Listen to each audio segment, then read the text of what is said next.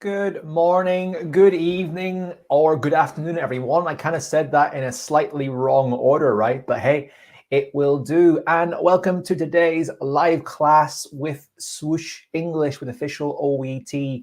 My name's Scott. I'm the academic director at Swoosh English, as well as an OET teacher. You probably recognize me from the classes if you've been to these on a weekly basis, monthly basis, whatever. We do have live classes every Friday at 9 a.m. UK time. I'm not sure what the time is in your part of the world, but every Friday on the official OET and YouTube channel, as well with us at Swoosh English. So very nice to see everyone again today. Please let me know that you can hear me and that you can see me as well. I can see a lot of people sending in comments, so I'm going to assume that that is good. But of course, say hello, just confirm that you can hear me and that you can see me, just to make sure I've set up this class well in terms of the audio and the video. So that's very, very important for me to know. So hope everyone's doing well today, and I hope everyone is doing well with their OET preparation. If your exam's very, very soon or into the future, I hope everyone's doing really well with that and you're feeling productive and motivated and progressing towards your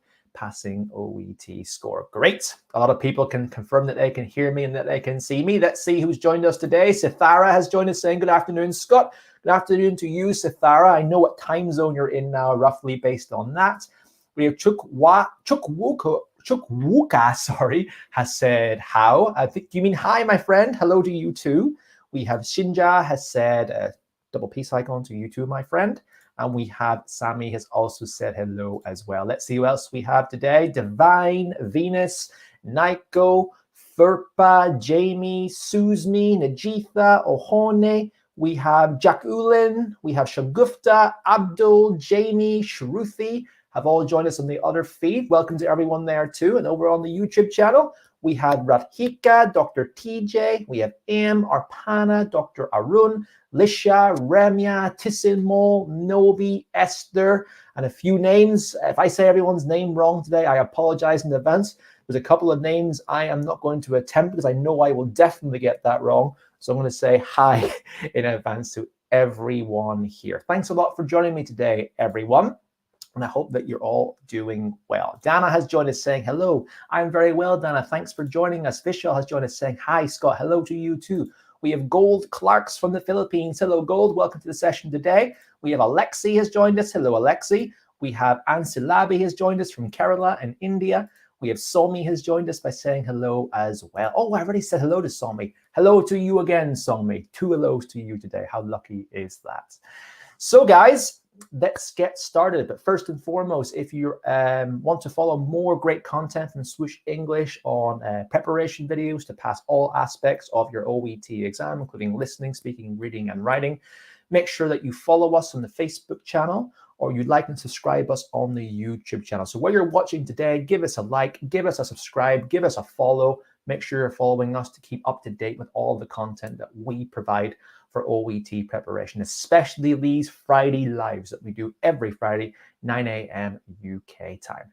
So let's get started on today's session. It's a big one today. I know a lot of people are hopefully going to enjoy this session today, and it is on Listening Part C, a guide to Listening Part C. A lot of people will probably say Listening Part C is the most difficult part of the OET listening exam.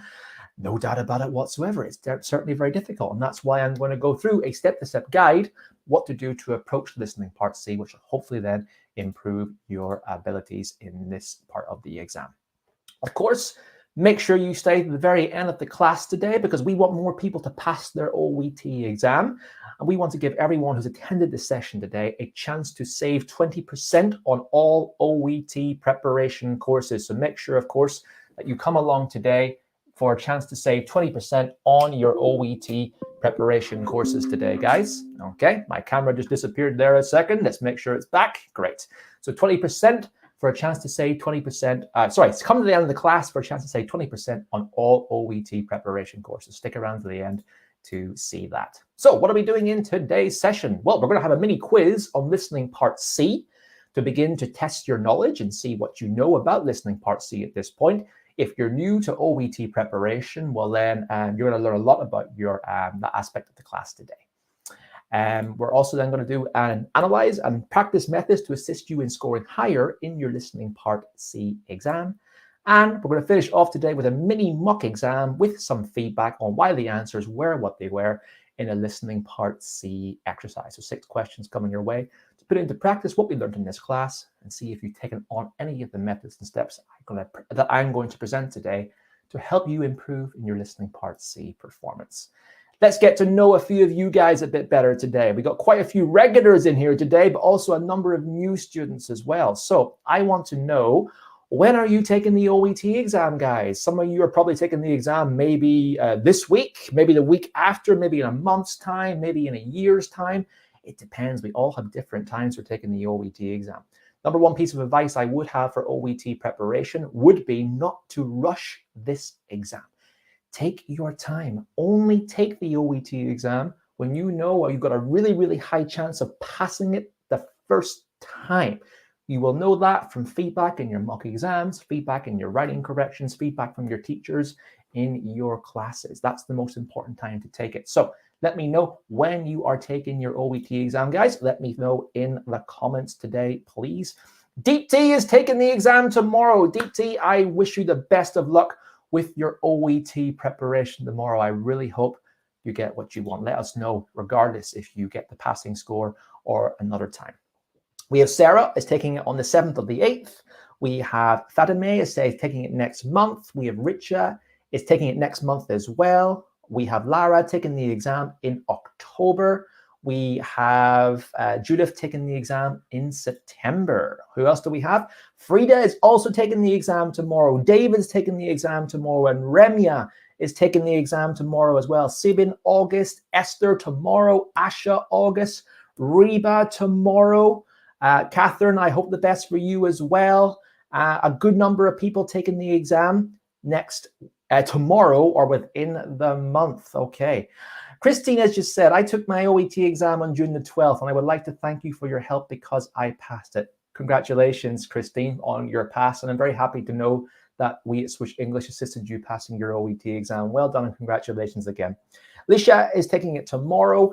And Pink is taking it tomorrow as well. So anyone who's taking the exam tomorrow, hopefully this listening part C class will do you some good, but I also want you to relax and take it calm, rest, get into your exam mindset tomorrow. I don't want you going into the exam feeling kind of stressed or not ready to go with it. It's important to relax the day before the exam as well. So attend this class, but relax, get into the mindset of taking this exam and passing it. Make sure that you do so.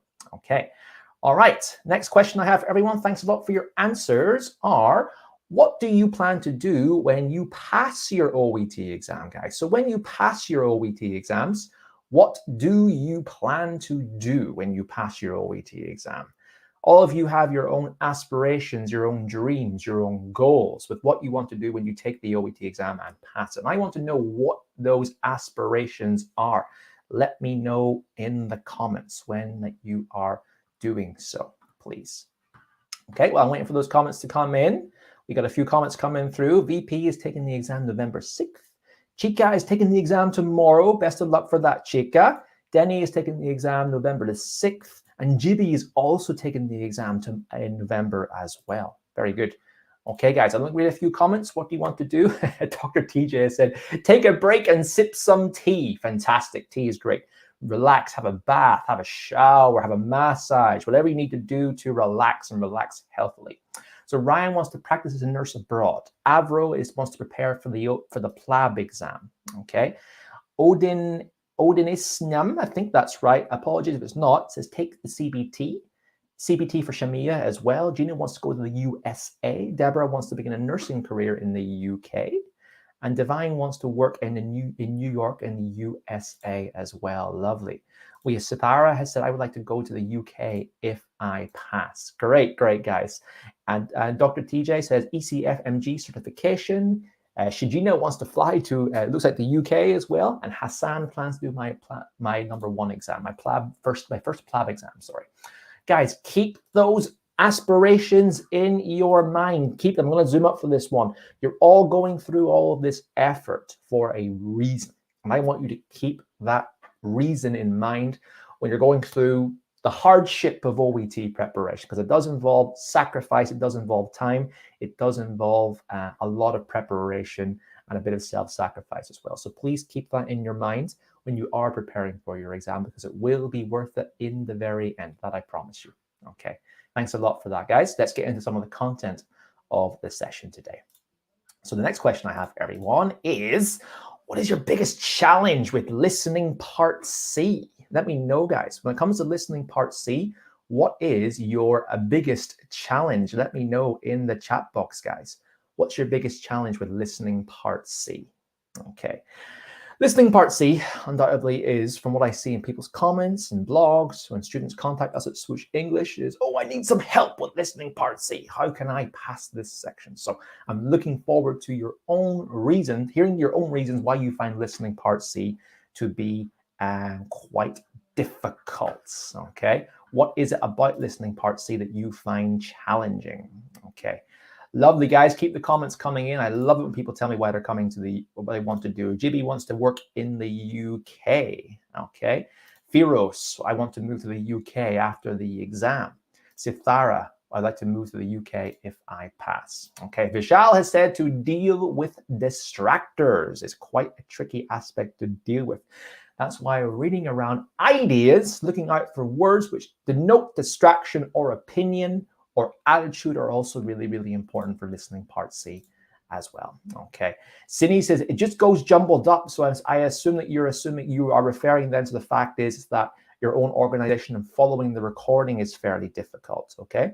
Maggie says the passage is huge and very fast. Okay, that's very true. But today, hopefully, we'll look at how you can segment that listening passage and improve your own ability to keep up track with the recording itself. Proper understanding of the question, says Deborah. Virginia says, presentation part is very fast. Yeah, you're progressing through it very, very, very, very quickly. Can't understand the question, says Mary.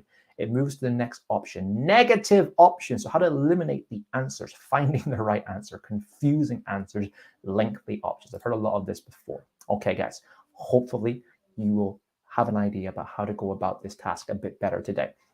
Now, of course, I can't tell everyone, I can't get everyone a passing score in listening part C in one class only. It does take practice, but today I'm going to give you a few ideas and a few methods to take away and put into practice yourself when you're doing your listening part C practice today. That is the benefit of today's class. Okay. Now, who's ready for a quiz? We're going to do a quiz on listening part C to see what you know about this format of the format of this part of the exam, the scoring, the type of tasks you have to do, etc., etc. Let's see what you know. And for those who are new to the exam, let's have you prepare and understand the format of the exam, which is essential getting into the right part of this exam. So here's the quiz, guys. First question, how long is listening part C? So when you're doing listening part C, how long is this part of the exam? I might have a camera which decides to go off and on today, guys. So I'm just making sure it's working. So my camera disappears and I'm just going to turn it back on again today. Okay, guys. So first question is, how long is listening part C? Please let me know in the comments, guys. Looking forward to seeing them. How long is listening part C? Who can tell me? Maybe it's like delay here today. That's fine, guys. No problem. I'll wait for the comments to come in. 15 minutes, approximately 10 minutes, says Vishal. And Saranya said 15 minutes. Vishal has said approximately 10 minutes. Okay, keep comments coming, guys. Anyone else got any answers for me today? 12 questions. Okay. So the question is, how long is it in time? People are saying 20 minutes. Okay, lock in your answer, guys. Lock in what you think the answer is to this. Let's have a look at question number 2. How many recordings will you hear for listening part C? Throw your comments in. How many recordings are there? Hello, Jaja, or Jaha, I'm not sure, sorry. Good day to you too. Welcome to the class. Thanks for joining us today. Okay. People are saying distractors are difficult, not able to complete the reading before the audio starts, right? Of course, difficult to find the right answer too. Okay, guys, so how many recordings will you hear? People are saying 2, 2, 2, 2, 2, 2, 2. We're pretty confident that one. Let's see if you're right. Question number 3. What will you hear in the recordings? And please don't say, I'm going to hear someone speak English. I'm going to hear a professional speak English. I'm going to hear someone talk to someone. I'm going to hear someone talk to themselves. I love when those answers come through. They're amazing, but please don't say them. It makes me laugh. But more seriously, how can we analyze precisely what's going to happen in that section? Okay, what will you hear in the recording? Throw your comments in, guys. Please throw them in. Welcome to everyone who's joined us today as well, guys. Thanks a lot for coming along. Hope you enjoy the rest of the class. Okay, let's see. Right, so 2 recordings. People are saying conversation. It's a great answer. I love it. A monologue or an interview, says Alina. Okay, good answer, good answer. Okay, question number 4, guys. Oh, I've gone ahead one question here. What type of task do you have to complete? So think about the answer options that you have in listening part C. What precisely is it that you have to do? Purpa has said for question 3, presentation on health topics or extract podcasts. Okay, interview, says Tiengi as well. Okay, but what type of task do you have to complete? Oh, people are saying podcasts. Interesting. Interesting that we're saying podcasts. Okay. Now, what type of task do you have to complete? What are the questions? Yep, some people are saying multiple choice. Fantastic, fantastic. Multiple choice questions. Lock that in. And we have one more question. How many marks are there in total for listening part C? So when you're getting marked in this part of the exam, how many marks are there in total? Let me know in the questions, please. Thank you very much. Keep the comments coming in, guys. I'm reading them all as I come along. I'm trying to multitask really well here today.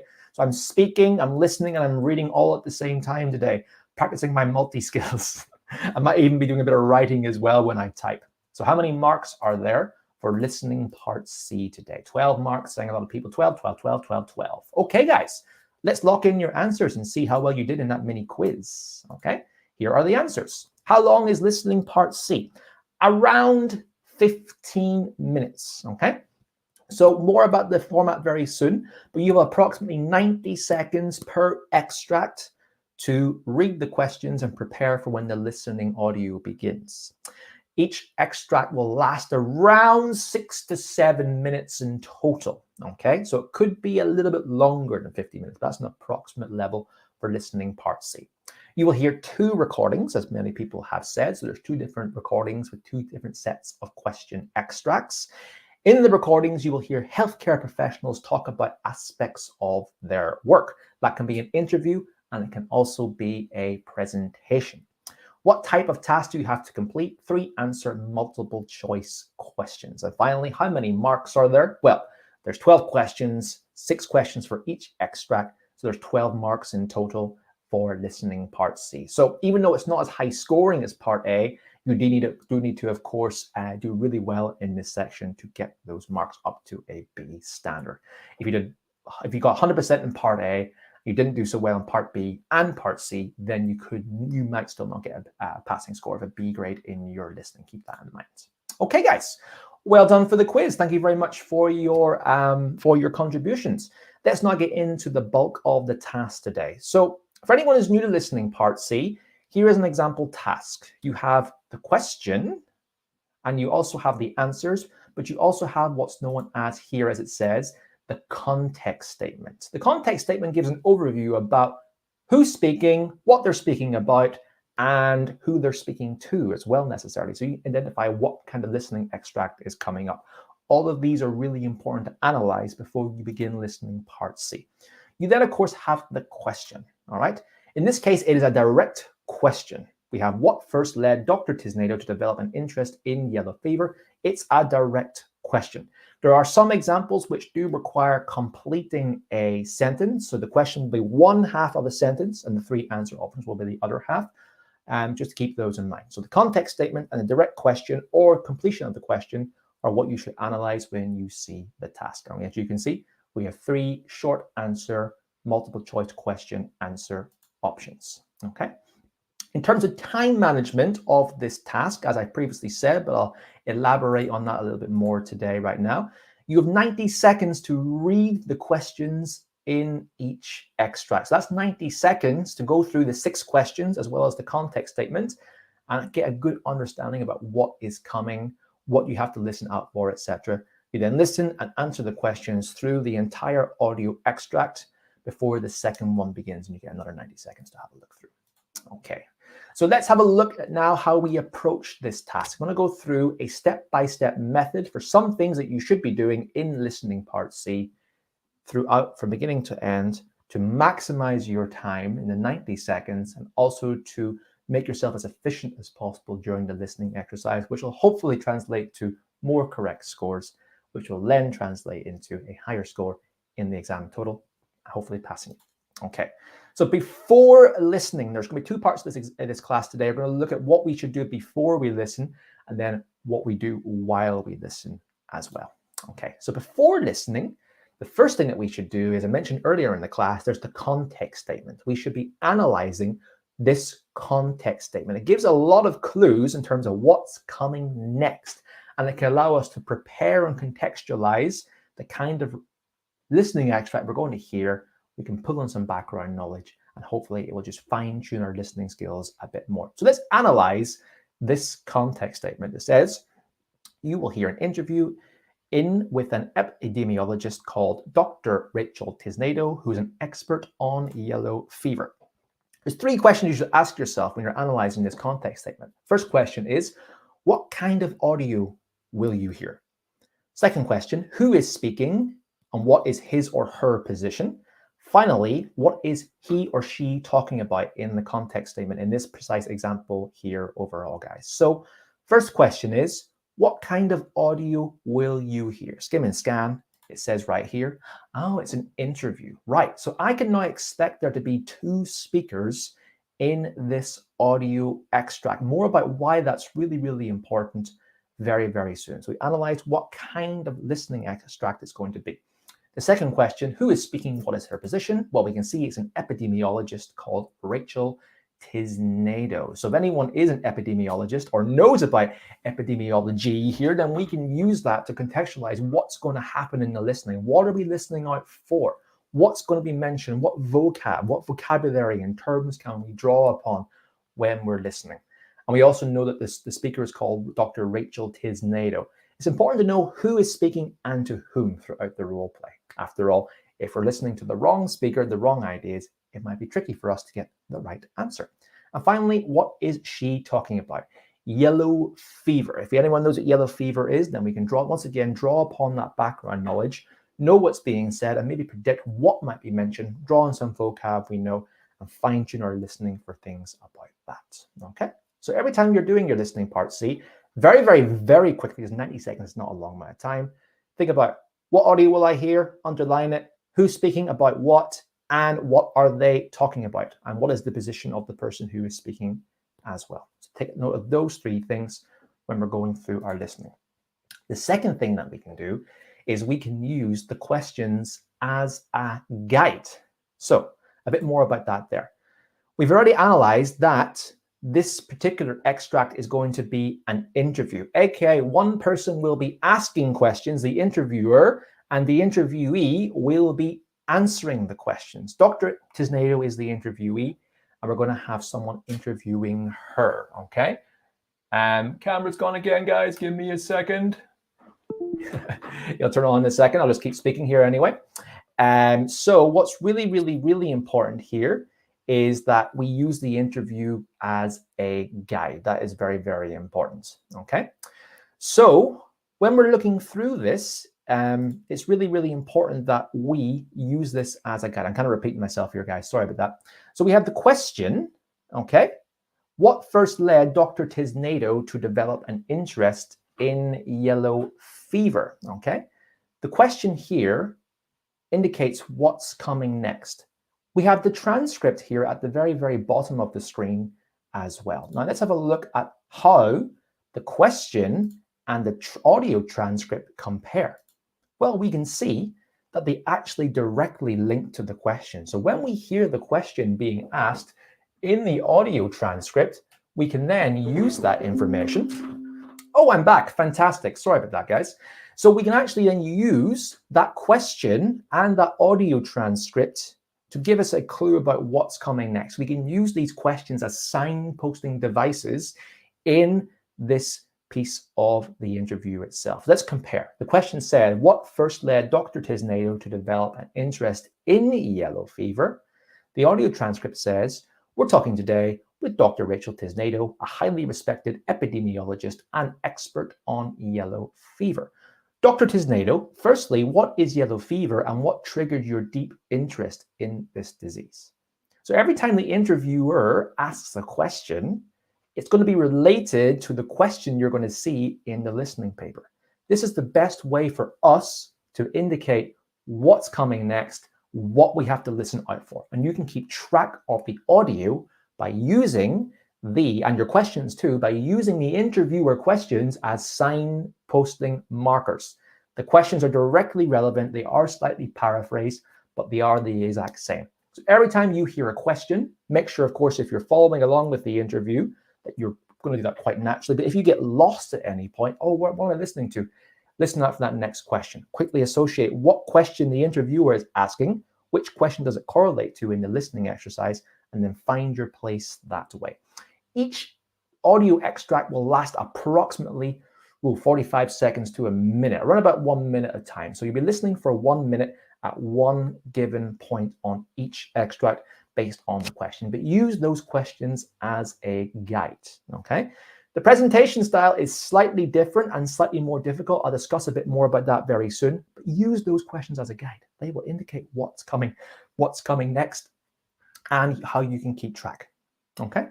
As always, when it comes to a listening exercise, it's really important to analyze the keywords, but also to be aware what you are listening out for as well. So let's go through a keyword analysis style exercise here, guys, okay? So what should you be taking note of when you are analyzing listening part C extracts? The first thing, of course, should be your content words, your language words, your nouns, your verbs, your adjectives, and your adverbs. So you can directly associate which words will probably be mentioned in one way or another, either as a correct answer or as a distractor or a potential incorrect answer. So take a note of those so you can listen out for the language in the word family, etc. The next thing that you should listen for are other words which indicate order or indicate distractors or inference, etc. They include sequencers, modals, and words that express attitude or opinion, especially if we're trying to get an opinion being expressed by the interviewer, an attitude they have, etc., etc. So let's now have a look at this example here and see what we can find in total. What nouns do we have? Okay, so we have Dr. Tisnado, we have interests, yellow fever. We have nature, connection, it's. It's obviously a pronoun. So what does it reference to? It is referencing to yellow fever.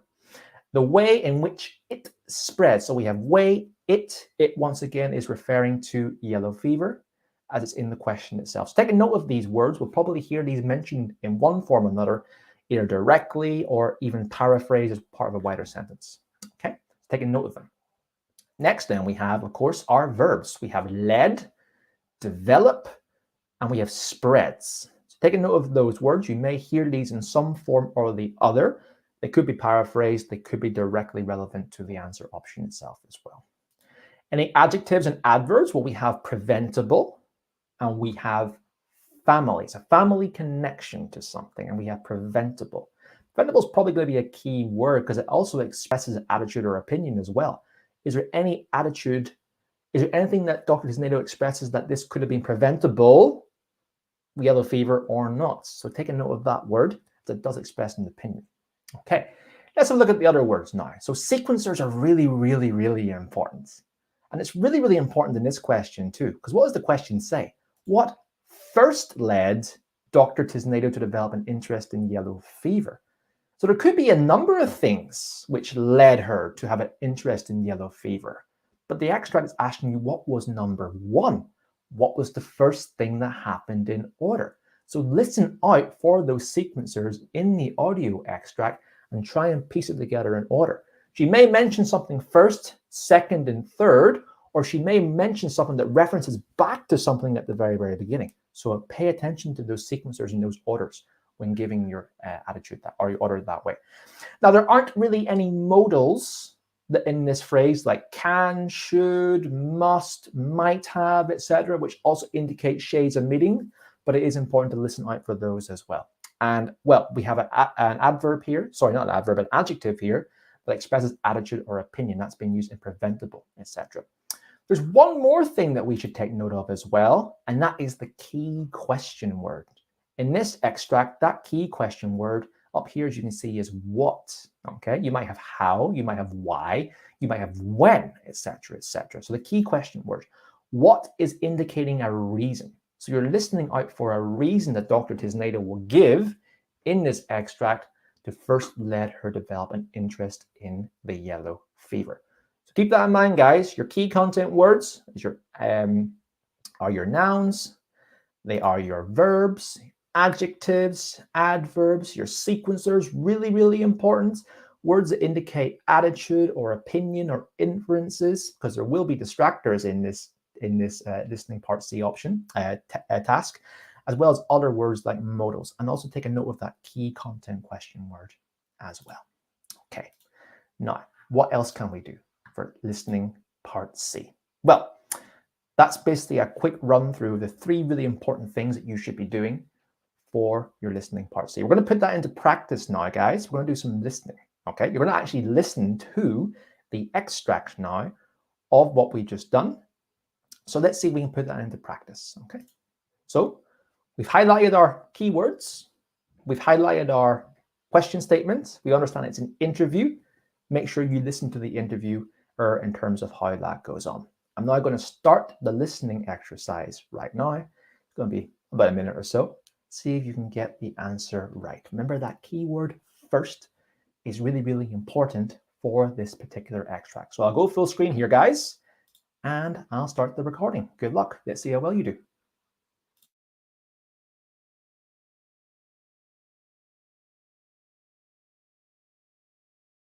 We're talking today with Dr. Rachel Tisnado, a highly respected epidemiologist and expert on yellow fever. Dr. Tisnado, firstly, what is yellow fever, and what triggered your deep interest in this disease? Simply put, yellow fever is a viral disease transmitted most commonly to humans, and also monkeys, by infected mosquitoes in parts of Central and South America, and also Africa. It takes about 3 to 6 days for the illness to begin after the initial mosquito bite. But what's so interesting to me is that up to a week after symptoms appear, an infected person can actually retransmit the infection to the mosquitoes who bite them, forming a seemingly endless cycle. That was the point that grabbed me and pulled me in, so to speak. And then what kept me involved was the fact that my son, who was 22 at the time, then contracted this disease just after my research had begun. The distressing part for me, not only as a doctor but a mother, was that this could have been avoided if only he'd taken the recommended precautions. A simple vaccine. If the vaccine for yellow fever is available, why are people avoiding it? It's highly recommended to all travelers who plan to visit particular regions, and the large majority.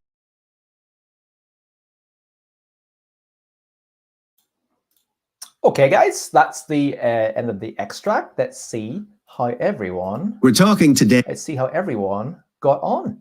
So, guys, what was your answer here? What did you put in? What was your answer to this extract? Please put in what you think it was. We got a good number of people here saying C. Reba said C. Ravi said C. And Frederick said C as well. Keep them coming in, guys. Okay. A lot of people are saying C. C, C, C, C, C. More people are saying C as well. Okay. So the answer to this one, I hope you're all right, by the way, is in fact C. Well done, guys. Great work. I'm very happy because if it wasn't C, I'd be like, there's something very wrong with this. Okay.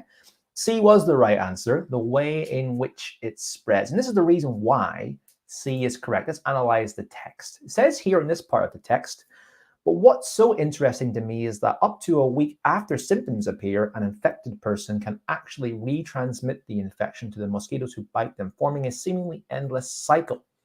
Here's the key part. This was the point that grabbed me and pulled me in, so to speak. So indicating that is the first thing that made her, oh, yellow fever is really interesting. Oh, it grabbed me. It got her attention and made her focus on it. So well done. That's the key word. That's the very informal sequencing word that was used here. But I'm glad you all picked up on that. Well done.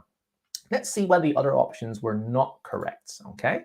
So it says here, what kept me involved was the fact that my son, who was 22 at the time, then contracted the disease after my research had begun. So that's what happened. So yes, she was interested because of her family connection with it. Answer option B.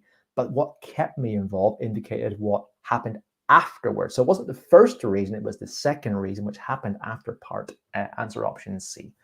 And then the final section here in red, could have been avoided if only he'd taken the recommended precautions, a simple vaccine. So it does talk about how it's preventable, but she's only talking about how it's preventable in this particular case, not that yellow fever as a whole can be prevented.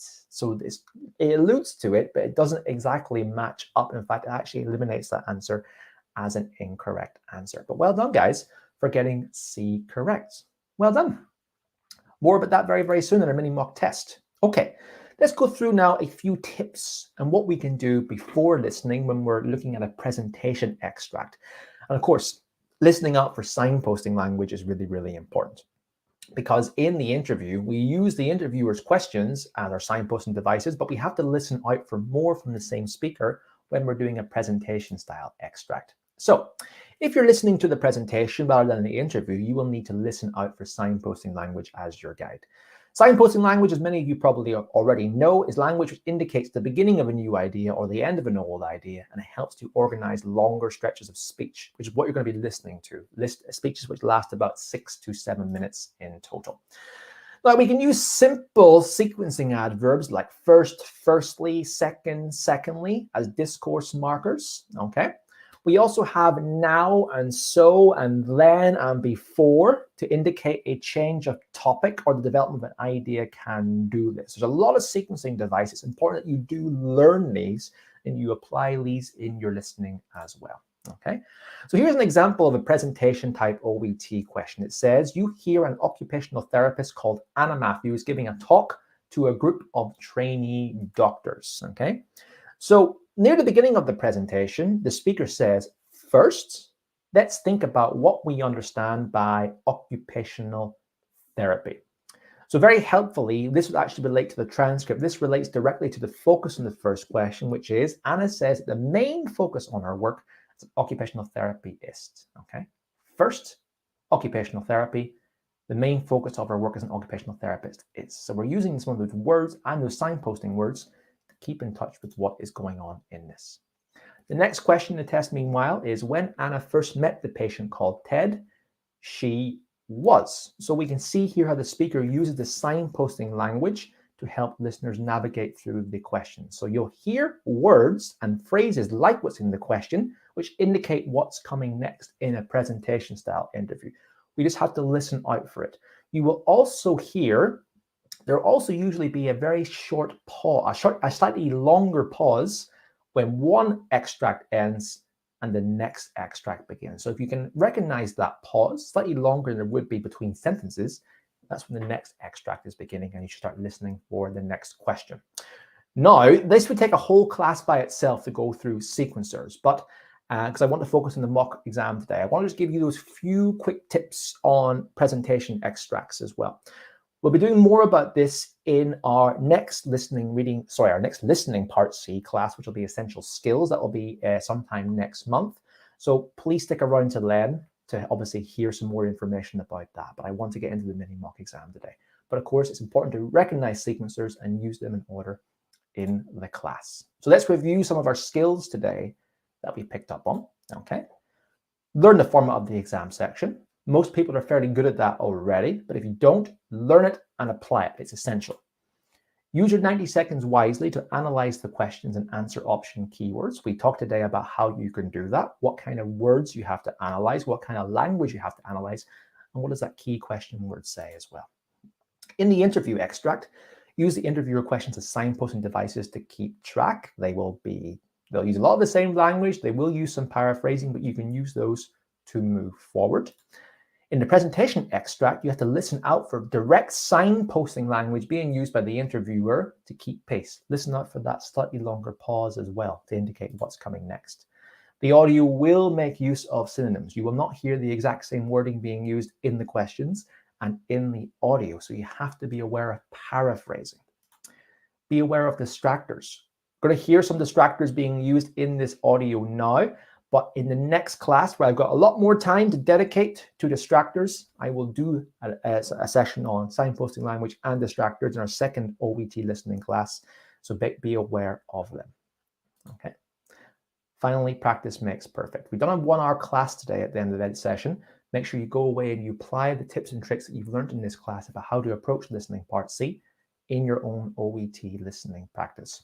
One more tip I'd have for everyone today is listen out for ideas. Don't just listen out for keywords. A lot of candidates don't score well in listening part C.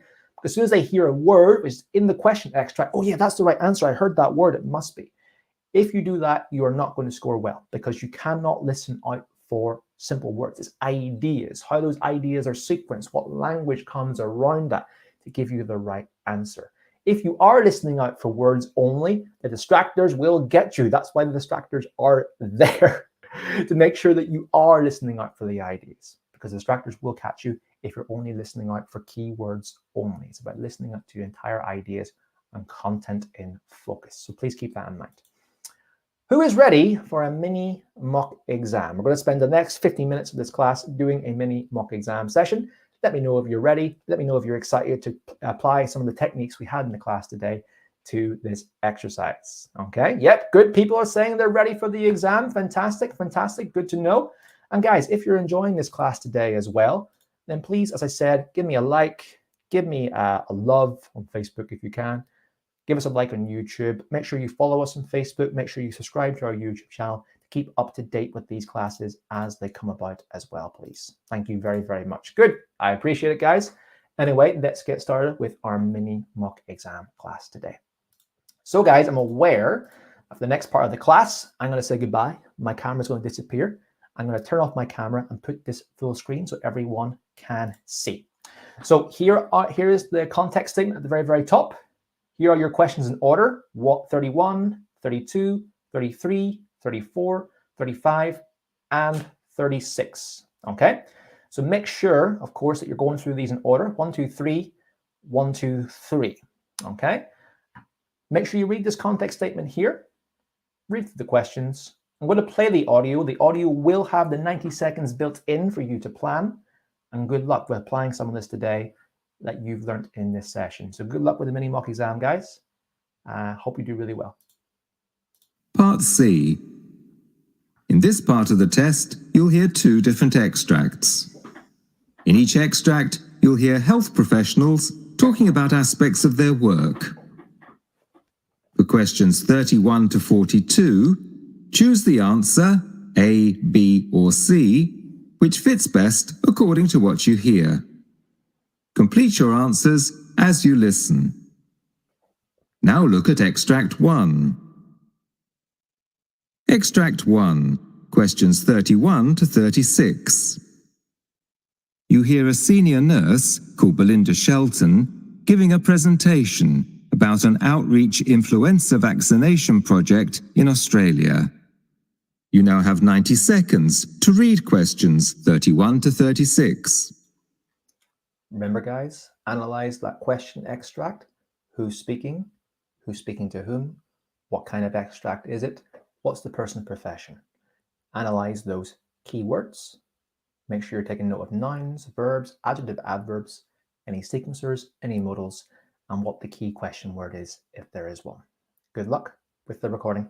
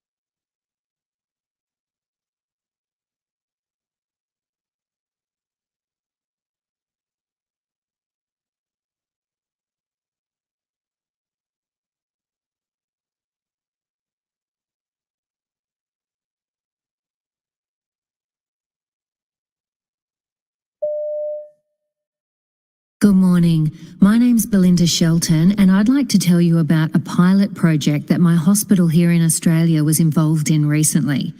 This was basically an outreach influenza vaccination program. I'll give you a very brief overview of what we actually did and then discuss some of the lessons we learned from the project.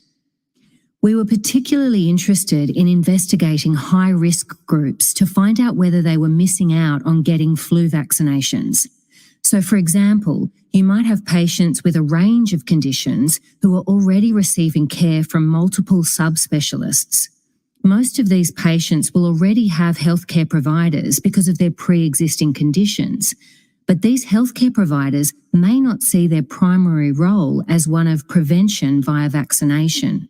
Because of this, we suspected that many of these high-risk patients may not be getting flu vaccinations, even though they don't have to pay for them and there are well-established services for delivery. We identified key populations on 16 sites. A mobile nurse-led immunisation service attended each site to collect data on patient comorbidities as well as to administer vaccines. A total of 520 vaccines were administered, and data was collected at the same time through interviews with the patients.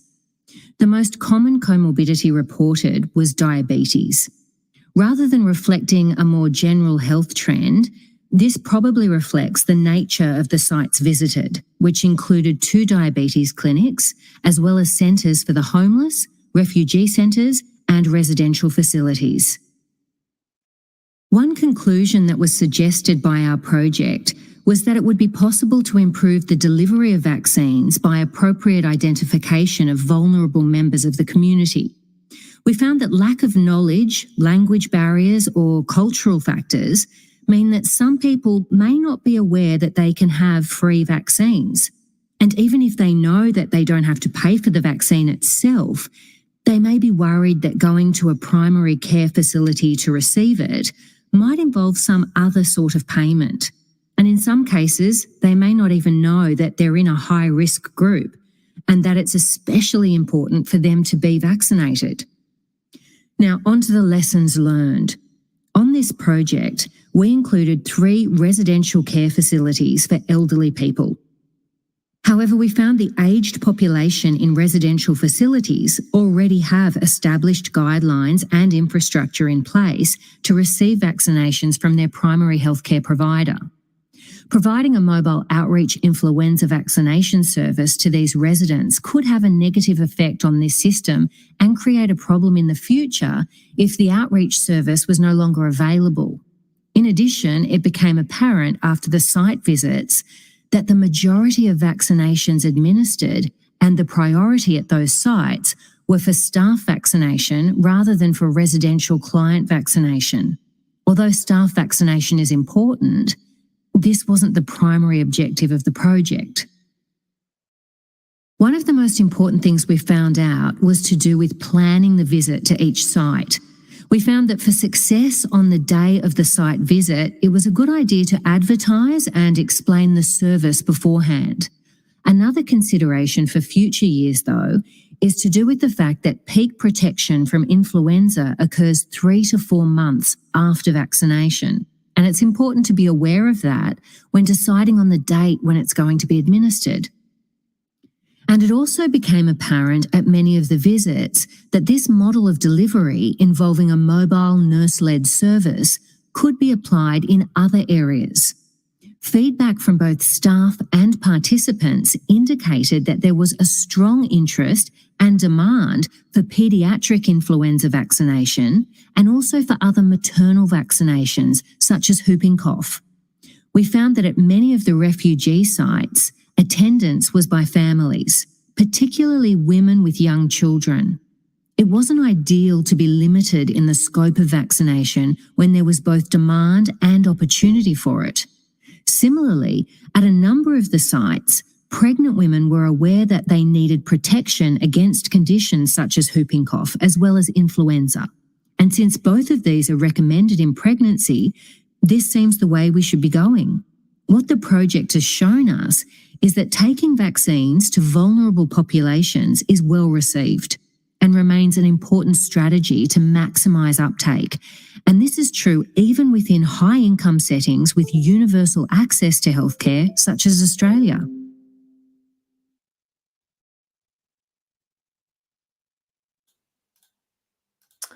Okay, guys, that's the end of the mini Now look at listening mock extract test. 2. Oh, let me just make sure that that is cancelled. Extract 2. Questions. Okay, guys, let's have a look now and see how you got on in total.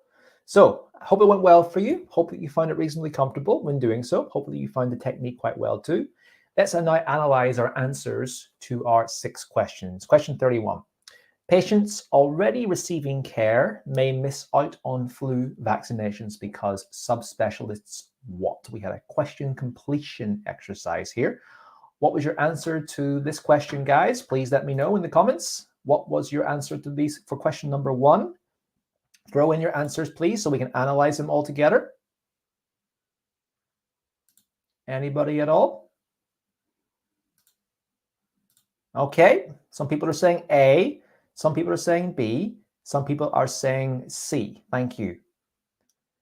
Yes, guys, if anyone has any problems with resolution, you need to change your own resolution on your monitor. I'm streaming in 720p as well as 1080p on YouTube. So it is high definition resolution coming my way, coming from my end. So make sure you're just updating that resolution on your screen. That will improve everything that you're doing.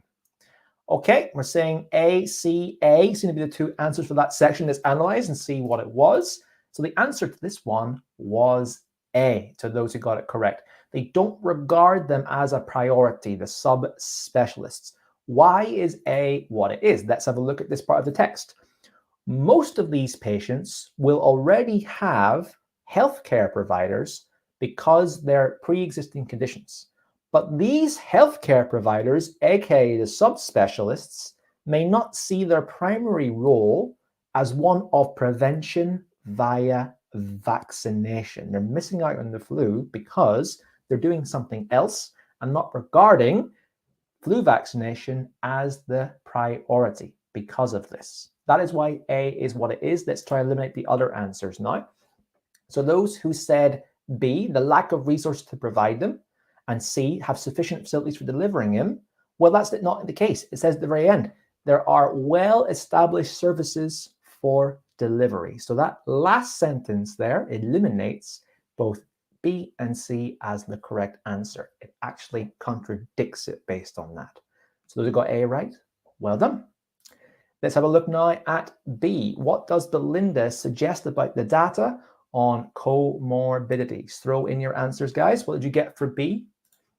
What was your answer to this section here in B? Throw them in, please. Anybody at all? There might be a slight delay here. That's completely fine. Okay, some answers are coming in. Great. So here's the answer to B. What does Belinda suggest about the data on comorbidities? The answer to this one was B. Well done to those. Most people are saying B so far. Fantastic. It may be untypical of the population in general, and it was B for this reason. Rather than reflecting a more general health trend, this probably reflects the nature of the sites visited, which included 2 diabetic clinics, as well as centers for the homeless, refugee centers, and residential cities. So untypical means something that's unusual.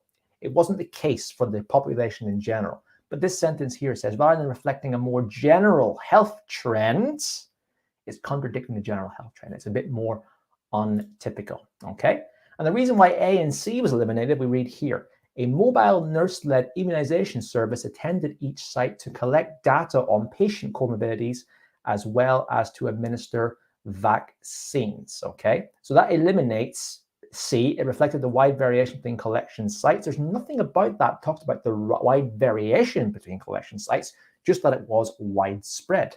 And also, the data was collected at the same time through interviews with the patient. Now, there's nothing here that talks about it being taken from patient records, okay?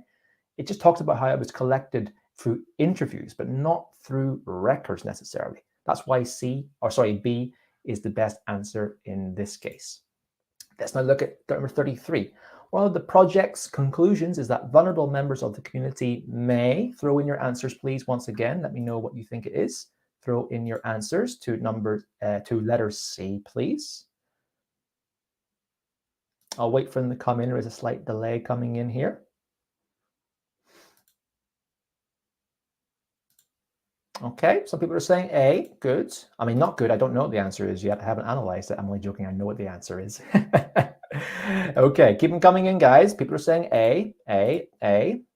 Some people are saying B. Okay, let's analyze.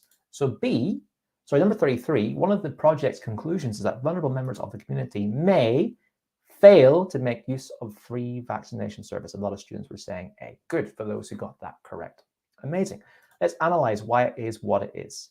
We find that lack of knowledge, language barriers, or cultural factors mean that some people may not be aware that they can have free vaccines. So the vulnerable members of the community, aka those who can't speak the language, who don't understand the culture necessarily well, they just don't know, lack of knowledge, they're vulnerable in the community, they fail to make use of free vaccination services. They're not aware that they have free vaccines. That is why that answer is what it is. Let's look at this line here. And even if they know that they don't have to pay for the vaccine itself. So that eliminates B, be unable to afford to access vaccination services, because they don't have to pay for it. It's all paid for them. And there's nothing about C which talks about it really being dangerous to them. It does mention here high-risk group, but it doesn't talk about that the vaccine being dangerous. It talks about that they are risky in that case. Okay, that's why C was what it is. 34, I kind of give the answer away. Oh, it's there already. What lesson was learned about reaching elderly people in residential care facilities? The project could have potential drawbacks in this group was the correct answer, and is for what it is. Let's read the extract which confirms that answer. Providing a mobile outreach influenza vaccination service to these residents could have a negative effect on this system and create a problem in the future if the outreach service was no longer available. Okay, so it talks about what could potentially happen if the project, if something happened to this project, if what the project was doing so. That is why that answer is what it is. Let's read the text in red to eliminate some answers. However, we found the aged population in residential facilities already have established guidelines and therefore established and placed to receive vaccination from their primary health care provider. So that eliminates B. The existing vaccination service wasn't benefiting the group because we know it was in this case, and those receiving vaccinations must be carefully selected in this group. There's nothing here which talks about them being carefully selected. It's about infrastructure that was already in place, which eliminates that as an answer option. Let's go through number 35 now and 36. 35, the answer was C. Belinda says that when planning future site visits, the team should take into account the best time for patients to receive the vaccine. The whole text talks about it. Have a look through the entire text. Everything is about the best time for them to receive the vaccine, for those who got that correct. Okay, keep throwing your answers in, guys, while I'm going along with this. And if we have a look at this section here, service beforehand, that eliminates A. The need to follow up with the service afterwards, because it says beforehand instead, one of our sequencing words here for order. And nothing really talks about possible ways of liaising with staff on this site. Finally, 36, the answer to that one was also A.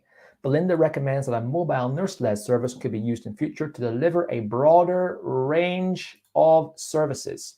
And once again, this whole text is talking about the broad range of services, or broader range of vaccines, mostly talking about whooping cough and influenza, etc. Everything can be used to improve upon that. That is why the answer is what it is. Okay. Remember, guys, learn the format of the exam, put into practice what we've learned today with your analysis of the key words, knowing what to do when recognizing the interview, recognizing the presentation, get an idea of how it went. Remember that the extract can be both a presentation or an interview. There will be synonyms, there will be distractors. Listen out for ideas, not keywords, and practice makes perfect as well. Guys, how did you get on today in the listening mock exam? What was your score? Throw your scores into the comments for me today, guys. Let me know if you got 6. Let me know if you got 5, etc. What was your score today in this listening mock exam? I want to know how you got on for that, for what is the trickiest part of the listening exam for most people. So I'm curious to know how you got on with that brief activity today and applying that for the class. If we're getting 4 or above, that's a respectable score, guys. Well done. A very respectable score. And I can see that most people actually are getting that. Well done. I see 4 out of 5, 4 out of 6. I see 5 out of 6. I even see a few 6 out of 6 is happening here in this session. Well done, guys. Well done. Well done. Purpaz said 6 finally. Amazing, guys. Good job to those who managed to get that correct. Now, guys, it doesn't just end there, okay? That is the first step for you to getting the score that you need in your listening part C. It's all about now putting these skills into practice in the form of beneficial classes, realistic mock exams, teacher-led feedback to ensure that you're doing this consistently over time to get the score that you want in your OET exam. Okay, so make sure that this class is useful by itself, but it only begins here. Make sure that you're still preparing, make sure you're still learning and going ahead with your preparation. But well done for doing so well in those activities today. Our next class will be OET mock speaking practice on Friday the 30th of July at 9 a.m. UK time. The week after that will be a reading class. The week after that will be a speaking class. And the week after that will be another listening part C class. So we're on to the part C sections now for listening and reading, interspersed with our very popular mock speaking exam class. Guys, I'm overwhelmed. You're all thanking me so much for this class today. I'm so happy that you did well with it. It's what we have to do for our OET listening part C. Practice. There'll be more listening classes coming from Swoosh English on official OET very soon. But come to our mock speaking class next week. And also, guys, as I said, I want to offer everyone who's come to this class today a chance to come if you're looking to prepare with a premium preparation provider with mock exams, live classes, expert examiner teachers, readiness tests, video courses.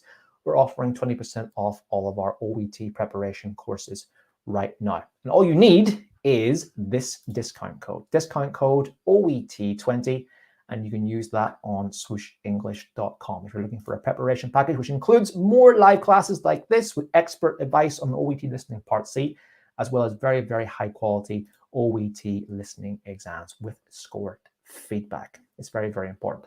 So come to swooshenglish.com, enter code OET20 when you check out in the coupon section to get 20% off your OET courses. Of course, guys, this is only valid until tonight. We can only keep this offer going for tonight only. So hurry if you're looking to save money on your OET preparation courses.